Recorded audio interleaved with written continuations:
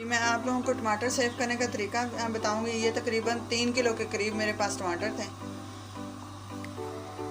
मैंने पानी उबाइल करने के लिए रख दिया। मैं आप लोगों को दिखा देती करने के लिए रख दिया। तो पानी हमारा उबलना शुरू हो गया। अब मैं इसके अंदर टमाटर डाल दूंगी। आपके घर में जब भी टमाटर ज़्यादा आ जाएं, आप सेफ इसी तरह कर लें तो ये ख़राब भी नहीं होते और बहुत आसानी हो जाती है इस तरह। अभी तो खैर बहुत महंगे हैं, जब सस्ते हों तो फिर भी बंदा इस तरह कर सकते हैं। सारे टमाटर मैं इसमें डाल दूंगी।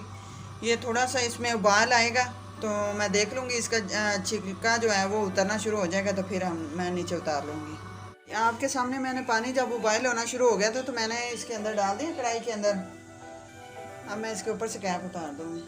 ये देखें, ये अभी उबाल नहीं आया था, इसको हीट जब पहुंची है तो इसका ये देखें छिलका ऊपर से ना उतरना शुरू हो गया। अब मैं इनको पानी से निकाल दूँ। मैंने निकाल ली हैं। अब ये इस तरह ये देखें बड़े आराम से इसका छिलका सारा उतर जाएगा। बाज़ लोग कहते हैं कि छिलका नहीं खाना चाहिए, इसलिए मैंने आप लोगों को बॉयल करने का तरीका बता दिया है। आप वैसे भी इसको ग्राइंड कर सकते हैं। मैं इसका छिलका उतार दूँगी। गुर्दे में पथरी पैदा करता है, इसलिए कहते हैं कि इसका छिलका नहीं रखना चाहिए।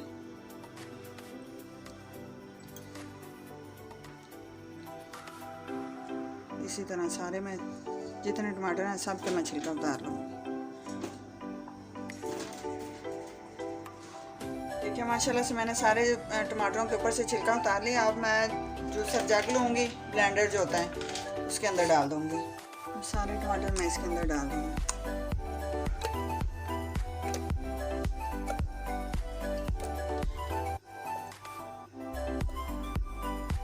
हाफ तकरीबन डाल गए। अब मैं इनका पेस्ट बना लूँगी। फ्रिज में रखने वाली मैंने ट्रे ली है तो अब मैं पेस्ट इसके अंदर डाल दूँगी। आप किसी भी बर्तन में, किसी सांचे में, किसी भी चीज़ में ना इस तरह डाल दें।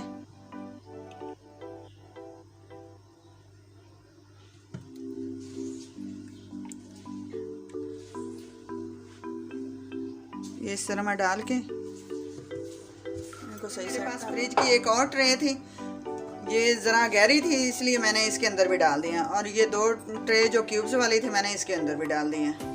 अब मैं इसको फ्रीज़ करने के लिए रख दूँगी।